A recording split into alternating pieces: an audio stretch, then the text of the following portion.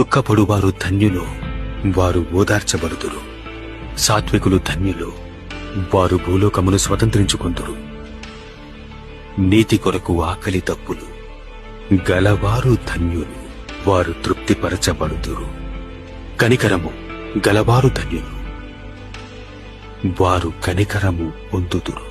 హృదయశుద్ధి గలవారు ధన్యులు, వారు దేవుని చూచెదరు. సమాధాన పరుచువారు ధన్యులు, వారు దేవుని కుమారులు అనబడుదురు. నీతి నిమిత్తము హింసింపబడువారు ధన్యులు, పరలోక రాజ్యము వారిది. నా నిమిత్తము జనులు మిమ్మును నిందించి హింసించి మీ మీద అబద్ధముగా చెడ్డమాటలెల్లా పలుకునప్పుడు మీరు ధన్యులు.